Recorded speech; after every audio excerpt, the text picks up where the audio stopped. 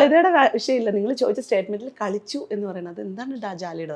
അതിനകത്ത് എന്താ ജാള്യത? എന്താണ് താങ്കൾ ഉദ്ദേശിച്ചത്? കളിച്ചു, എന്താ സെക്സ് ചെയ്തു എന്നുള്ള കാര്യം. സെക്സ് ചെയ്തു, അത് എനിക്ക് ഈ ചാനലിന്റെ മുമ്പിൽ ഞാനൊരു ആങ്കർ ആണ്, ഞാൻ ഗസ്റ്റ് എന്ന് പറയുന്നത് അവരുടെ പ്രയോറിറ്റിയാണ്. എനിക്ക് അത് ഇവരുടെ മുമ്പിൽ ഒന്നും പറയാൻ പറ്റില്ലല്ലോ.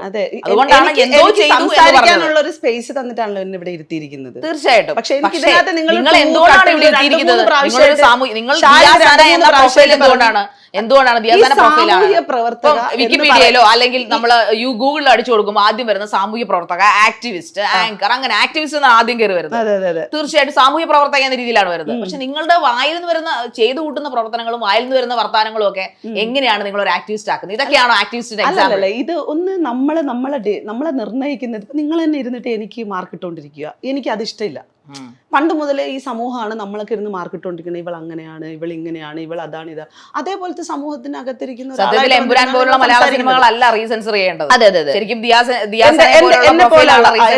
അത് റീസെൻസ് ചെയ്യണം, തീർച്ചയായിട്ടും സെൻസർ ചെയ്ത് കഴിയുമ്പോഴത്തേക്ക് നിങ്ങൾക്ക് കൃത്യമായിട്ട് മനസ്സിലാകും. കാരണം ഫേസ്ബുക്കും എന്ത് വൃത്തിയോടും ഫിൽട്ടർ ചെയ്തുകൊണ്ട് ജനങ്ങളിലേക്ക് എത്തിക്കാൻ കുഞ്ഞുങ്ങൾ എന്റെ അക്കൗണ്ട് ബാൻഡാ,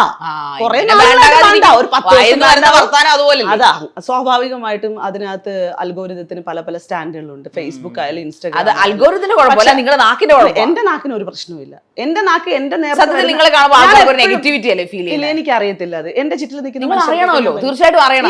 സാമൂഹികമായിട്ട് പ്രവർത്തിച്ചിരിക്കുന്ന ഒരു വ്യക്തിയെ സംബന്ധിച്ച് ഒരു വീട്ടമ്മയല്ല, സാമൂഹികമായിട്ട് പ്രവർത്തിച്ചിരിക്കുന്ന ഒരു വ്യക്തിയാണ്. അതുകൊണ്ട് യു ഷുഡ് നോ ആൾക്കാർ എങ്ങനെയാണ് എന്നെ വിലയിരുത്തുന്നത് എന്നുള്ളത് ഞാൻ തീരുമാനിക്കേണ്ട. ഞാൻ ആൾക്കാരെ നീ ചോദിച്ചതിന് എനിക്ക് റെസ്പോണ്ട് ചെയ്യാനുള്ള സമയം എന്താ? നിങ്ങൾ എന്തിന്റെ ബ്രാൻഡ് അംബാസഡർ? ശരിക്കും ഒന്നിന്റെ അല്ല, ഞാൻ ഒരു ദിയാസന, ഒരു പാവം. നെഗറ്റിവിറ്റിയുടെ ബ്രാൻഡ് അംബാസഡർ എന്ന് ഞാൻ പറഞ്ഞാൽ അത് അല്ലെന്ന് പറയൂ. ആയിക്കോട്ടെടാ. കാരണം എന്ന് വെച്ച് കഴിഞ്ഞാൽ നേരത്തെ മറ്റേ രേണുസുധിയുടെ വിഷയത്തിനകത്ത് ചെന്നിട്ട് നിങ്ങൾ അതല്ലേ ഇതല്ലേ എന്ന് ചോദിച്ചു, നീ സമാധാനോടെ അടയത്. ഇത് രേണുസുധി അല്ല, ഇത് ദിയാസന. രേണുസുധിയോടൊന്നും കമ്പയർ ചെയ്യാൻ പറ്റത്തില്ല ഒരു കാലത്ത്. നീ സമാധാനോടെ, നിനക്ക് എന്തരാണോ തോന്നുന്നത്. ഞാൻ ഇതുവരെയ്ക്കും ഒരാളിനെ പോയിട്ട് നിങ്ങൾ എന്നെ ഇങ്ങനെ വിലയിരുത്തണം, എന്നെ ഇങ്ങനെ കാണണം, നിങ്ങൾ ഇങ്ങനെ കാണാതിരിക്കരുത് എന്ന് പറയാറില്ല. കാരണം ആളുകൾ എന്താണ് സെൻസ് ചെയ്യണമെന്ന് എനിക്കറിയത്തില്ല. എന്റെ ആറ്റിറ്റ്യൂഡ്, എന്റെ പേഴ്സണാലിറ്റിയാണ് എന്നെ വിലയിരുത്തുന്നത്. അതിനകത്ത് നെഗറ്റീവ് ആണെന്നുണ്ടെങ്കിൽ യെസ് ഓഫ് കോഴ്സ് അത് അവിടെ ഇരുന്നോട്ടെ. ആ പോസിറ്റീവ് ആണെന്നുണ്ടെങ്കിൽ ആ പോസിറ്റീവ്. എന്റെ ചുറ്റിലുള്ള മനുഷ്യർക്ക് ഞാൻ പോസിറ്റീവാണ്. നിങ്ങൾ ചോദിച്ചത് എൻ്റെ അടുത്ത് ആ ചോദ്യമാണ്. എന്റെ ചുറ്റിലുള്ള മനുഷ്യർക്ക്, എന്റെ സുഹൃത്തുക്കൾക്ക്, എന്നെ മനസ്സിലാകുന്നവർക്ക്, എന്നെ അറിയുന്നവർക്ക്, ഞാൻ നോക്കുന്ന കുട്ടികൾക്ക് എല്ലാവർക്കും ഞാൻ പോസിറ്റീവാണ്. ഞാൻ ദിയാസാനെ കുറിച്ചൊരു ചോദിക്കും, എന്തിനാണ് ആ പാവപ്പെട്ട ഇന്റർവ്യൂ കഴിഞ്ഞു പോയ ആ രേണുസുധിയൊക്കെ ഇതിനകത്ത് വലിച്ചിടുന്നത്? എന്നെ തടയാൻ എല്ലാവരും എനിക്ക് ഒരുപോലെ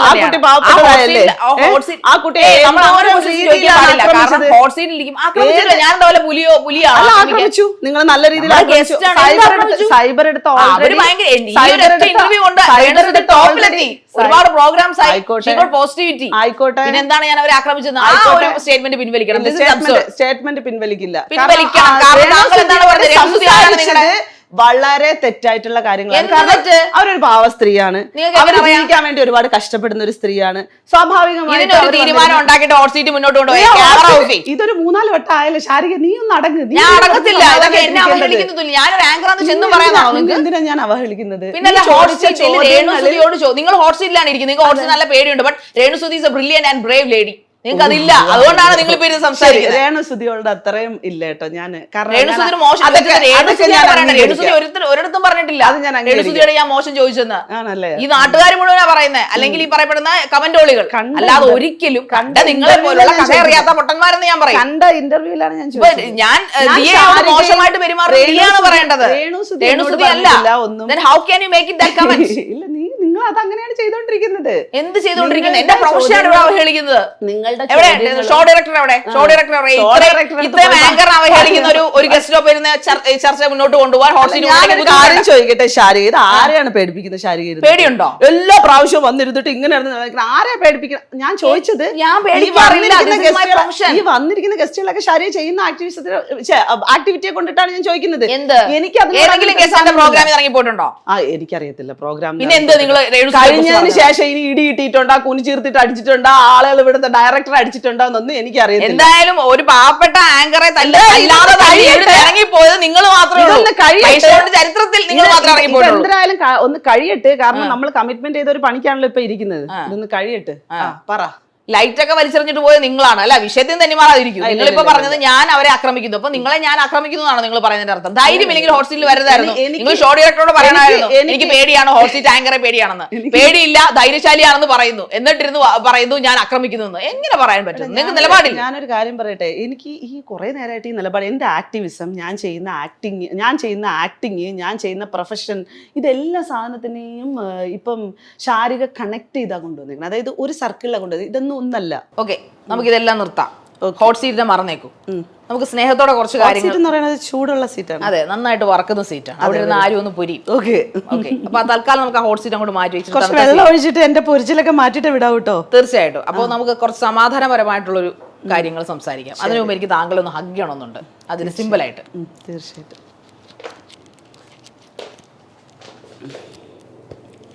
കാര്യമായിട്ട് ഹഗ് ചെയ്യൂ. ഓക്കെ, ഒരു കാര്യം കൂടെ പറഞ്ഞോട്ടെ.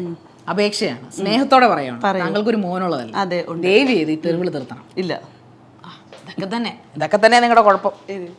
നിങ്ങളോട് പറഞ്ഞിട്ട് ഒരു കാര്യം, ഈ ഹഗ് തന്നതിന്റെ പുന്നാമ്പുറത്തെ കഥ ഇതാണോ? പിന്നാമ്പുറത്തെ കഥയൊന്നുമല്ല. ഞാൻ വളരെ നിങ്ങളൊരു സാമൂഹ്യ പ്രവർത്തകയും ആക്ടിവിസ്റ്റും ഒക്കെ ഘോഷിക്കുന്നതുകൊണ്ട് പറഞ്ഞു പോയതാണ്. ശാരികയോട് ഞാൻ ഇപ്പോഴും പറയാണ്, ശാരിക, ഞാൻ പൊതുസമൂഹത്തിന്റെ മുമ്പിൽ 24 മണിക്കൂറും തെറി വിളിച്ച് നടക്കുന്ന ഒരാളല്ല. ഓക്കെ, അതുകൊണ്ട് തന്നെ നിങ്ങളിപ്പം എങ്ങനെ ഒരു സ്റ്റേറ്റ്മെന്റ് വെക്കുമ്പോഴും ഞാൻ ഇത്രയും നേരം ഇരുന്ന് ചെയ്ത ഇന്റർവ്യൂവിൻ്റെയും ബേസ്ഡ് ആയിട്ട് വന്നിരിക്കുന്നത് ഞാൻ ഒരു തെറി വിളിക്കുന്ന ഒരാളാണ് എന്നുള്ളൊരു സ്റ്റേറ്റ്മെൻറ്റ് പുറത്താണ്. ആക്ച്വലി ഞാൻ പറഞ്ഞത് ഡിഫൻസിൻ്റെ ഒരു രാഷ്ട്രീയം എന്ന രീതിയിലാണ്. എനിക്ക് നേരെ വരുന്ന ആക്രമണങ്ങളെ എതിർക്കാൻ വേണ്ടിയിട്ട് എനിക്ക് അപ്പം എന്ത് ആയുധമാണോ കിട്ടുന്നത്, ഈ സാധനം ഞാൻ പ്രയോഗിക്കുന്നു എന്നുള്ളതാണ്. അത് ചിലപ്പോൾ എൻ്റെ നേർക്ക് വരുന്നത് ഭയങ്കരമായിട്ടുള്ള ആക്രമണങ്ങളായിരുന്നു. ചിലപ്പോൾ എനിക്ക് തെറി വിളിക്കാനായിരിക്കും അപ്പോൾ റിയാക്ഷൻ തോന്നുക. ഞാൻ പറഞ്ഞല്ലോ, എൻ്റെ ചുറ്റിലും ഞാൻ ആളുകളെ കൊണ്ടല്ല നടക്കുന്നത്. ചിലപ്പോൾ ഞാൻ റിയാക്ട് ചെയ്യുന്നത് അത് ഡിഫൻസ് ചെയ്തുകൊണ്ട് തന്നെ ആയിരിക്കും. എന്റെ ശാരീരികമായിട്ടുള്ള റിയാക്ഷൻ പൊതുസമൂഹത്തിന്റെ മുമ്പിൽ ഞാൻ ഇത് ചെയ്യുന്നില്ല. അല്ല, നമുക്ക് നമ്മുടെ ഷോ ഡയറക്ടറോട് ചോദിക്കാം. ഒരു വക്കീലിനെ വിളിച്ചിട്ട് ഏത് ആൾക്കാർക്കാണ് പ്രതിരോധത്തിന് വേണ്ടി തെറി വിളിക്കാൻ, ഡിഫൻസ് എന്ന മെത്തേഡ് പ്രതിരോധത്തിന് വേണ്ടി ഉപയോഗിക്കാം എന്ന് പറയുന്നത്? വിളിച്ചൂടാ. തീർച്ചയായിട്ടും വിളിക്കണം. വിളിച്ചൂടാ. ഞാൻ പറയണത് വിളിച്ചൂടാന്ന്. പക്ഷെ ഞാൻ എന്റെ ജീവിതത്തിൽ വിളിക്കാം, സ്വയം അറിയാം. അപ്പൊ 100% അറിയാം. അപ്പൊ ദിയാസനയുടെ നിയമങ്ങളാണ് 100%. അതെ, എനിക്ക് കാരണം ചില സാഹചര്യങ്ങൾ നിങ്ങൾ വല്ല കാട്ടിലും പോയി ജീവിക്കേണ്ടി വരും. അല്ലാതെ എനിക്ക് കാട്ടിലൊന്നും പോയി ജീവിക്കേണ്ട ആവശ്യമൊന്നുമില്ല. ഞാൻ പറയണത് എനിക്ക് സാഹചര്യങ്ങൾ എന്നെ കൊണ്ട് എത്തിക്കുന്ന ചില സിറ്റുവേഷനുകൾ ഉണ്ട് മനുഷ്യനെ. നിങ്ങൾ നിങ്ങളുടെ സത്യത്തെ മറക്കുന്നു. നിങ്ങൾ സമൂഹം, ഞാൻ പറയട്ടെ, ഈ ആക്രമണ മനോഭാവങ്ങള് അല്ലെങ്കിൽ തെറി വിളിക്കുക അല്ലെങ്കിൽ മാത്രം പബ്ലിഷ് ചെയ്യുക, ഇത്തരത്തിലുള്ള സാധനങ്ങളൊന്നും പൊതുസമൂഹത്തിന് കൊടുക്കുന്ന മെസ്സേജ് ഒന്നും അല്ല. പിന്നെ ഞാൻ ചെയ്യുന്ന ആക്ടിവിറ്റികൾ, നിങ്ങളിപ്പോ ഈ പറഞ്ഞ തെറിവിളി ആയിക്കോട്ടെ അല്ലെങ്കിൽ അടിക്കുന്നതായിക്കോട്ടെ, ഇത്തരം കാര്യങ്ങളൊന്നും ഞാൻ ഒരാൾക്കും മെസ്സേജ് ആയിട്ട് കൊടുക്കുന്ന ഒരു സാധനമല്ല. നിങ്ങൾ വീടിനകത്ത് കഥകടച്ചിട്ടിരുന്ന് കാണിക്കുകയോ അല്ലെങ്കിൽ നിങ്ങൾ പേഴ്സണലി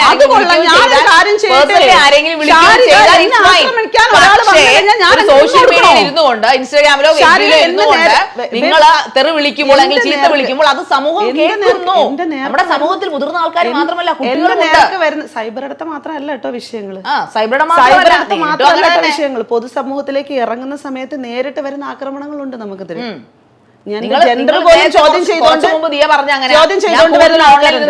സംസാരിക്കാറില്ലല്ലോ. ഓൺലൈനിൽ അതാണ് നിങ്ങൾ കേൾക്കുന്നത്, കണ്ടിട്ടുള്ളത്. തന്നെ ഞാൻ പറഞ്ഞത്, നിങ്ങൾ പൊതുസമൂഹത്തിൽ ഇരുന്ന് കൂടുതൽ 50, 100, 500 പേര് കേൾക്കും പോലും. മറിച്ച് ഓൺലൈനിൽ ഇരുന്ന് പറയുമ്പോൾ 50,000, 100 കോടിയും കഴിഞ്ഞു പോകും. കാരണം എവിടൊക്കെ മലയാളം ഉണ്ടോ അത് കേൾക്കും, അവിടൊക്കെ കുട്ടികളുണ്ട്. അവര് സ്ക്രോൾ ചെയ്ത് പോകുമ്പോൾ കാണുന്നത് റിയാസനയല്ലേ, ഇവര് സോഷ്യൽ ആക്ടിവിസ്റ്റ് അല്ലേ, സംസാരിക്കുന്നത്.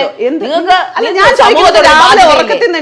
ഈ ലൈവ് എടുത്ത് വെച്ചിട്ട് രാവിലെ ഇരുന്ന് ആളായിട്ടാണോ? അങ്ങനെയാണ് മിക്കപ്പോഴും നമുക്കൊക്കെ FB എടുത്ത് എന്ത് പ്രവൃത്തി ചെയ്താലും പറയാൻ പറ്റാത്ത ഭാഷകൾ നിങ്ങൾ സംസാരിക്കും. ഞാൻ എവിടെയെങ്കിലും എന്തെങ്കിലും കാര്യത്തിൽ പ്രതികരിച്ചിട്ടുണ്ടെന്നുണ്ടെങ്കിൽ അതിന് കൃത്യമായിട്ടുള്ള കാര്യകാരണങ്ങൾ. പ്രതികരണം അർത്ഥം മോശമായ വാക്കുകൾ ഉപയോഗിക്കുക എന്നുള്ളതാണോ? ഉപയോഗിക്കുന്നത് എന്റെ നേർക്ക് വരുന്ന വിഷയങ്ങളിലാണ് ശാരിക. അത് തന്നെയാണ് നേരത്തെ ഞാൻ ചോദിച്ചത്. അതുകൊണ്ടാണ് ഒരുപാട് വട്ടം പറഞ്ഞു നിങ്ങളോട്, ഞാൻ ഇത് പ്രോത്സാഹിപ്പിക്കുന്നില്ല, ഞാൻ ഇതിനെ എന്റർടൈൻ ചെയ്യുന്നില്ല ഒരു കാരണവശാലും. പക്ഷെ എന്റെ നേർക്ക് വരുമ്പോൾ ഞാനൊരു സ്ത്രീയാണ്, എനിക്ക് എന്നെ പ്രൊട്ടക്ട് ചെയ്യേണ്ട ഉത്തരവാദിത്വം ഉണ്ട്. അതിന് എന്താണ്? സ്ത്രീകളൊക്കെ തെറിക്കാളായിരിക്കുമല്ലോ. നിങ്ങൾ ഒരു കാര്യം ചെയ്യും, നിങ്ങൾ ആരെങ്കിലും തൊടുമ്പോൾ നിങ്ങൾ അത് വാങ്ങിച്ചോണ്ടിരിക്കും. എന്നെ ഒരാൾ തൊടുക ഞാൻ പക്ഷെ കാണുകയാണെന്നുണ്ടെങ്കിൽ അയാളെ പിടിച്ചു മാറ്റും കേട്ടോ. ഞാൻ തൊടുകയോ പിടിക്കുകയോ ചെയ്യുമ്പോൾ നമുക്ക് ഇവിടെ നീതിന്യായ വ്യവസ്ഥയുണ്ട്. അതാണ് ഞാൻ പറയുന്നത്, ഇവിടുത്തെ വ്യവസ്ഥകൾ നിങ്ങൾ പറയുന്നത് അതിൽ വിശ്വാസം ഉണ്ടെന്ന്. ഇവിടുത്തെ നിങ്ങൾ തെറിവിളിക്കുകയാണെങ്കിൽ എങ്ങനെയാണ് നിങ്ങൾക്ക് ഒപ്പം അവർ നിൽക്കുക? ഇവിടുത്തെ വ്യവസ്ഥകൾ, ഞാൻ സൈബർ ഇടത്തെ വിഷയങ്ങളിൽ മേൽ കേസ് കൊടുത്തിട്ടുള്ള ഒരാളാണ്. എനിക്ക് തോന്നുന്നു, ഐ തിങ്ക് ഇവിടുത്തെ സ്ത്രീകളിൽ ഒരു ബഹുഭൂരിപക്ഷം സ്ത്രീകളുടെ കേസുകൾ എടുത്ത് നോക്കിക്കഴിഞ്ഞാലും ഏറ്റവും കൂടുതൽ കേസുകൾ കൊടുത്തിട്ടുള്ള ഒരാളായിരിക്കും ഞാൻ. അന്വേഷിച്ച് നോക്കിക്കഴിഞ്ഞാൽ അറിയാം. കാരണം ഞാൻ പല ഇടങ്ങളിൽ ഞാൻ ഇങ്ങനെ സൈബർ കേസുകൾ കൊടുത്ത് തഴമ്പിച്ച് മരവിച്ച് ഫൈനലി എനിക്ക് നേരെ വരുന്ന കാര്യത്തിൽ എന്റെ ഗതികേട് കൊണ്ടുള്ള റിയാക്ഷൻസ് ആണ് പലപ്പോഴും സംഭവിച്ചിട്ടുള്ളത്. ഇപ്പം ശാരിക ഇരുന്ന് ഇവിടെ ഇരുന്ന് ഇത്രയും നേരം സ്ഥാപിക്കാൻ ശ്രമിച്ച ഒരു സാധനത്തെ പറ്റി ഞാൻ പറയട്ടെ. രാവിലെ എണീറ്റിരുന്ന് 24 മണിക്കൂർ തെറി വിളിച്ചുകൊണ്ടിരിക്കുന്ന ഒരാളാണ്. സമൂഹത്തിന്റെ കാഴ്ചപ്പാട് അവിടെ വരച്ചോണ്ടിരുന്നോട്ടെ. ഞാൻ എന്നെ പറ്റിയിട്ടാണ് പറയുന്നത്. എനിക്ക്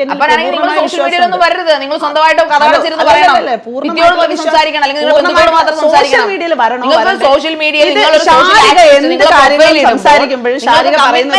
നിങ്ങൾക്ക് സമൂഹത്തോട് സാമൂഹ്യ പ്രവർത്തകയാണ്. ആ പണികൾ ഞാൻ കൃത്യമായി ചെയ്യുന്നുണ്ട്.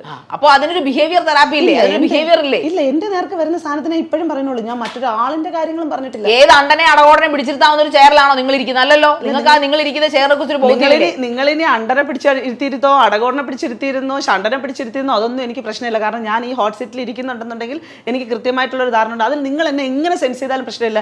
ഈ വൈകല്യങ്ങൾ ഉപമിപ്പിച്ചോ മറ്റു നിങ്ങളുടെ വർക്കുകൾ നിങ്ങൾ പെർഫെക്റ്റ് ആയിട്ട് ചെയ്യുന്നു എന്നല്ലേ പറയുന്നത്. അപ്പൊ സ്ത്രീകളുടെ ഉന്നമനത്തിനായിട്ട് പ്രവർത്തിക്കുന്നു എന്നും പറയുന്നു. അങ്ങനെയാണെങ്കിൽ സ്ത്രീകൾക്ക് വേണ്ടി ചെയ്തൊരു 5 കാര്യങ്ങളൊന്ന് പറഞ്ഞേ കേൾക്കട്ടെ. എനിക്ക് ശാരികനെ ബോധിപ്പിക്കാൻ സൗകര്യമില്ല.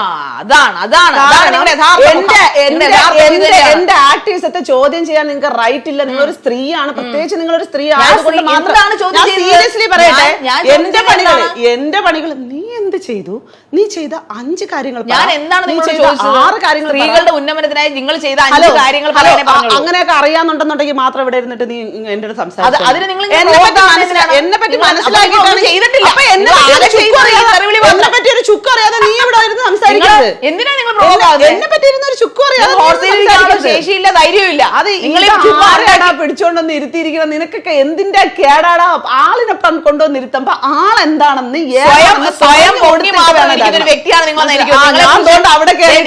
നിങ്ങളെ ഇന്റർവ്യൂ ചെയ്യാൻ പറ്റും ഇതൊന്നും ആയിരുന്നില്ല എന്റെ ചിന്ത. പക്ഷെ നിങ്ങൾ കണ്ടതിലും വലിയ സാധനമാണെന്ന് എനിക്ക് മനസ്സിലായി. സൈസ് കൂടുതലല്ല നിങ്ങളുടെ സ്വഭാവം, നിങ്ങളുടെ ഒന്നും നോർമലി ഒരു ആങ്കർക്ക്, അത് ലേഡിയോ ആയിക്കോട്ടെ പുരുഷനും ആയിക്കോട്ടെ, ആദ്യം വന്നൊരു മെയിൻ അയാളെ അടിച്ചു പുറത്ത്, അയാളെ അടിച്ചില്ലെന്നേ ഉള്ളൂ. അമ്പർല അവരെ എറിഞ്ഞു കളഞ്ഞു. ഇനിയിപ്പോ TV ആയിരിക്കും എന്റെ തല എറിഞ്ഞു പൊട്ടിക്കാൻ പോകുന്നത്. അപ്പൊ പുരുഷനെ പറ്റത്തില്ല, സ്ത്രീയെ പറ്റത്തില്ല. നിങ്ങൾക്ക് ആരെ പറ്റും? ഏത് ടൈപ്പ് ആങ്കറെ വേണം? മൃഗങ്ങളെ കൊണ്ടിരുത്താൻ പറ്റും. കാര്യമായിട്ട് പ്രശ്നമുണ്ട് കേട്ടോ. ഈ കൊച്ചിനെ എത്രയും പെട്ടെന്ന് കൊണ്ടുപോയാ നേരെ കൊണ്ടുപോവാം. ഇത് കുറച്ചു നാളായി തുടങ്ങി. ഇത് മൈൽ സ്റ്റോണിന്റെ മാത്രം പ്രത്യേകതയാണോ എന്ന് എനിക്കറിയില്ല. പിന്നെ ഞാൻ ഇരുത്തി അപമാനിക്കേണ്ടെന്ന് വിചാരിച്ചിട്ട് എന്നെ കുറെ അപമാനിച്ച് ഞാൻ കേട്ടോണ്ടാണ് ഇരിക്കുന്നത്. പ്രശ്നമൊന്നുമില്ല എനിക്ക്. എന്നാലും ഞാൻ ഒരു കാര്യം പറയട്ടെ, ഡയറക്ടറിനോട് ഞാൻ പറയണാണ്, നീ അടങ്ങിയിരിക്കും, കുറച്ചേരം അടങ്ങ്. പെണ്ണിനെ ഞാൻ ഇപ്പൊ നോക്കിയപ്പോ ശരിയാക്കും. ഞാൻ നോക്കിയോ, കൊണ്ടുവന്നത് എന്തിനാ ഇത്? ആളിനെ ഇവിടെ കൊണ്ടുവന്ന് ഇരുത്തിയിരിക്കുന്ന ആൾ ആരാണ്?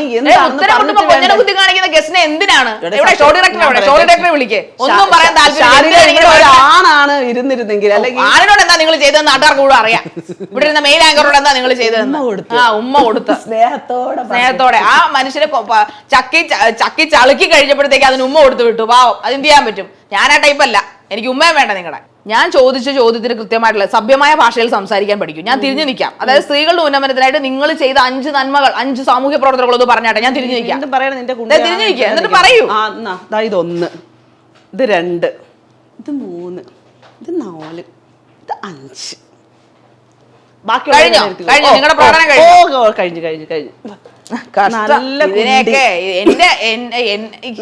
എങ്ങനെ സാധിക്കും ഇങ്ങനെ ബിഹേവ് ചെയ്യാനായിട്ട്? നിങ്ങളൊരു ചാനലിൽ വർണ്ണിച്ചേടി. എന്ത് വർണ്ണിക്കാൻ? രസമുണ്ട്, നല്ല കുട്ടി. പണ്ട് വിജയ് പി നായർ എന്ന വ്യക്തിയെ തല്ലിയിട്ട് നിങ്ങൾ ഒളിവിൽ പോയിട്ടില്ല. ഞാൻ എന്റെ വീട്ടിനകത്താ കിടന്നത്.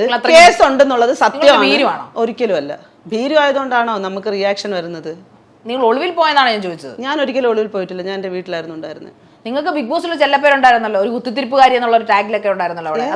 കുത്തിത്തിരിപ്പുകാരി അങ്ങനെയൊന്നും എനിക്കൊരു ടാഗ് ലൈൻ ഉണ്ടായിരുന്നില്ല. 2018 കഴിഞ്ഞ ബിഗ് ബോസിന് നീ എനിക്ക് പുതിയ പേര് തരണം, നീ വെച്ചോ.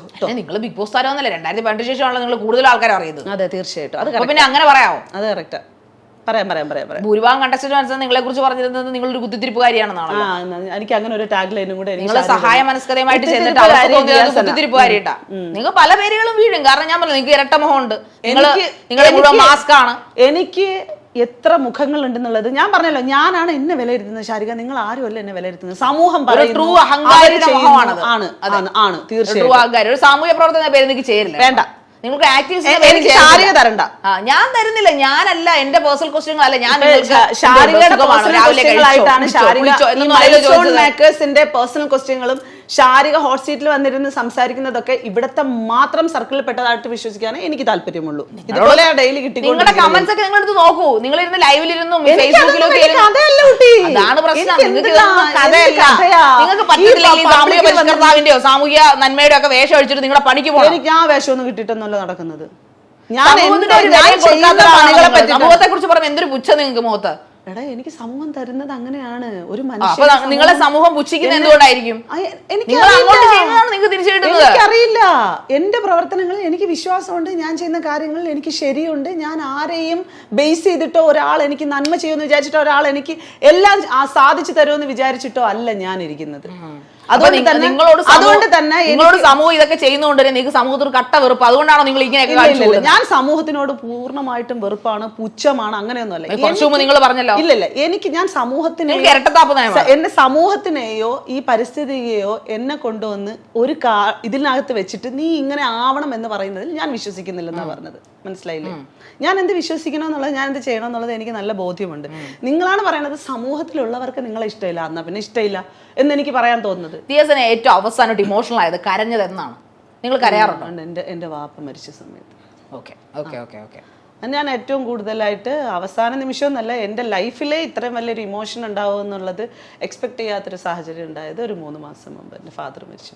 ദയവ് ചെയ്ത് സാമൂഹ്യ പ്രവർത്തക എന്ന ടാഗ് ലൈൻ ഇരുന്നുകൊണ്ട് തെറിവിളി നിർത്തുക എന്ന് അപേക്ഷിച്ചുകൊണ്ട് ഞാൻ ഈ പ്രോഗ്രാം വൈൻഡപ്പ് ചെയ്യുവാണ്. വേണ്ട, തുടങ്ങിക്കോ. എന്ത് പ്രശ്നമൊന്നുമില്ല. എന്ത് പ്രശ്നം? വൈൻഡപ്പ് ചെയ്യണ്ട. കാരണം ഞാൻ ഇത് അവസാനിപ്പിക്കാൻ പോണില്ല. തെറിവിളി നിർത്തത്തില്ല. ഇല്ല, എന്റെ നേർക്ക് വരുന്നതിന് ഞാൻ തിരിച്ച് ഡിഫൻസ് അനുഭവിച്ചോ, വരുന്നങ്ങോട്ട് അനുഭവിച്ചോ, അത്രേ ഉള്ളൂ. തീർച്ചയായിട്ടും എല്ലാവരും അങ്ങനെയല്ലേ? സാമൂഹ്യ പ്രവർത്തനത്തിന് നിങ്ങൾ ചെയ്യുന്ന സാധനത്തിന് നിങ്ങൾ നിങ്ങളൊരു ദിയാസനയായതുകൊണ്ടല്ല ഈ ഹോട്ട് സിറ്റി കൊണ്ടിരുത്തിയിരിക്കുന്നത്. നിങ്ങളുടെ ആ ഒരു പ്രൊഫൈൽ കണ്ടിട്ടാണ് ഇവിടുത്തെ ഷോ ഡയറക്ടർ ഒരു പക്ഷേ നിങ്ങളെ വിളിച്ചിട്ടുണ്ടാകുക. അല്ലെങ്കിൽ നിങ്ങൾ ദിയാസന ഒരു പേഴ്സണൽ വ്യക്തിയാണെങ്കിൽ ഇവിടെ ആർക്കും വേണ്ട. സോ നിങ്ങൾ ഇതൊക്കെ നിർത്തുക.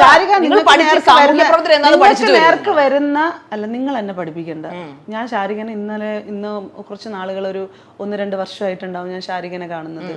ഞാൻ ജീവിതത്തിൽ എങ്ങനെയാണ് വളർന്നു വന്നതെന്നും ഇവിടെ എങ്ങനെ ഇത് പൊങ്ങച്ചൊന്നും അല്ലെന്നേ, ജീവിതത്തിന്റെ അനുഭവങ്ങളെ പറ്റി പറയണം. അതായത് കഷ്ടപ്പെട്ട് വന്നതിനെ പറ്റിയിട്ടാണ് ഞാൻ പറയണത്. അല്ലാതെ ഞാൻ തനിമുഖം എന്തായാലും എനിക്ക് മനസ്സിലായി. ഞാൻ ഇങ്ങനെയൊന്നും അല്ല നിങ്ങളെ കുറിച്ച്. ശരി. ശാരിക എന്തായാലും എന്റെ മുഖത്തിന് ഒരു പുതിയ മുഖം ഉണ്ടാക്കി തന്നതിന് വളരെയധികം പുതിയ മുഖമല്ല, നിങ്ങളുടെ മുഖത്ത് ഞാൻ വലിച്ചു കീറി മാസ്ക് വലിച്ചു. ഒരു കാര്യം ഞാൻ ഫൈനലി പറഞ്ഞുതരാം. എന്റെ നേർക്ക് വരുന്ന ആക്രമണങ്ങളെ ഡയറക്റ്റ് വരുന്നതിനെ എങ്ങനെയാണ് റിയാക്ട് ചെയ്യേണ്ടതെന്ന് ഞാനാണ് നിശ്ചയിച്ചു വെച്ചിരിക്കുന്നത്. എന്റെ ഇമോഷൻസ് പോലെ ഇരിക്കും ആ റിയാക്ഷൻസ് എന്ന് പറയുന്നത്. എന്റെ ശരീരത്തിന് നേരെ ആക്രമിക്കാൻ ഞാൻ ഒരാളെ വിട്ടുകൊടുക്കില്ല. എന്നെ കൊണ്ട് പറ്റുന്ന രീതിയിൽ ഞാൻ ഡിഫൻസ് ചെയ്യും. ചിലപ്പോൾ ഞാൻ അയാളുടെ ആക്രമണം കൊണ്ടിട്ട് ചിലപ്പോൾ എനിക്ക് എന്തെങ്കിലും സംഭവിക്കാം, ഇല്ലെങ്കിൽ ഞാൻ ഡിഫൻസ് ചെയ്ത് രക്ഷപ്പെടാം. അവിടെ ചിലപ്പോൾ എനിക്ക് ചീത്ത പറയണമെന്നുള്ള രീതിയിലാണ് എന്റെ റിയാക്ഷൻ വരുന്നെങ്കിൽ ഞാൻ അങ്ങനെ നിന്നിട്ട് ഇല്ല 24 മണിക്കൂറും തെറി വിളിച്ചുകൊണ്ടിരിക്കുന്ന ആൾക്കാരൊന്നും അല്ല. സൈബർ ഇടത്ത് കൃത്യമായിട്ടുള്ള നിയമ സംവിധാനങ്ങൾ ഉണ്ടെന്നുണ്ടെങ്കിൽ ഒരിക്കലും എന്നെ പോലുള്ള സ്ത്രീകൾക്ക് ഇമാതിരി റിയാക്ഷനും വരുത്തേണ്ട കാര്യമില്ല, ഒരു പ്രതികരണം ആക്കേണ്ട കാര്യമില്ല. എന്നെ പോലെയൊന്നും അല്ല, നിങ്ങൾ ഉൾപ്പെടെയുള്ള ആളുകൾ ഇന്ന് സൈബർ ഇടത്ത് ആക്രമിക്കപ്പെട്ടുകൊണ്ടിരിക്കുകയാണ്. അത് അവിടെ ഇരുന്നിട്ട് ഇല്ല എന്നൊന്നും പറയാൻ പറ്റത്തില്ലല്ലോ. അതിനെതിരെ ഒരു നിയമ സംവിധാനം കൃത്യമായിട്ടുണ്ടായിരുന്നെങ്കിൽ നിങ്ങൾക്ക് അതിനെതിരെ ശക്തമായിട്ട് പോകാനും പറ്റിയേനെ. ഈ പറഞ്ഞ ലോ നമുക്ക് കൃത്യമായിട്ട് നേർക്ക്